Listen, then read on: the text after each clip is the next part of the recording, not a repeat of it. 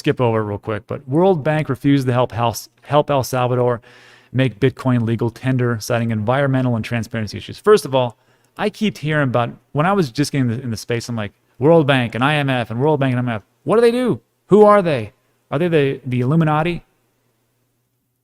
Anyhow, so this is what the World Bank is. The World Bank is an international development organization owned by 187 countries. Its role is to reduce poverty by lending money to the governments of its poorer members to improve their economies and to improve the standard of living of the people. It was established in 1944 to help rebuild Europe and Japan after World War II, and they're still around, so good for them. And then the IMF, they pretty much just like set monetary policy.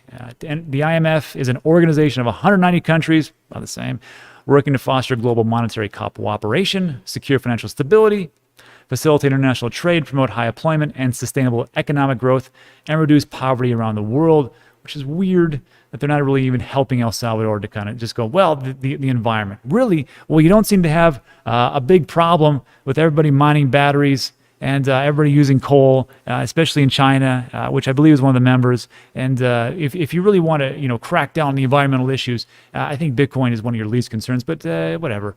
And sure. So here's what it is.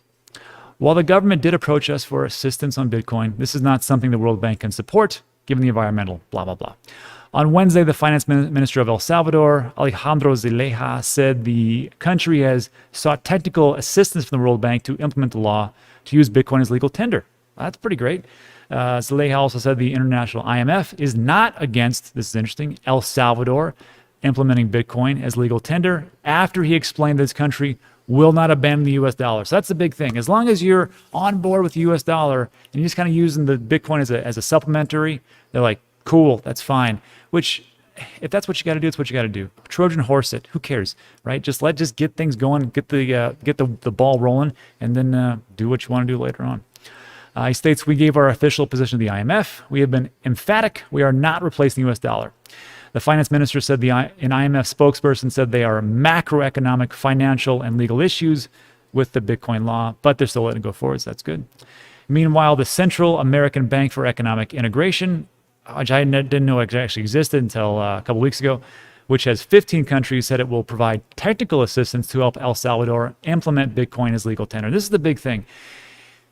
I think like in Central America, they're looking out for Central America. So like the CABEI is the one that are really going to say, let's do this, because a lot of countries are going to go forward. The IMF is like, well, we'll let it go. And of course, the global bank, the World Bank's like, no. So again, there'll just be a little bit of a fight, but we're moving in the right direction. I think I see these both as signs that it's very bullish for Bitcoin and cryptocurrencies. What I do not see as very bullish is this next story. And this is really what concerns me.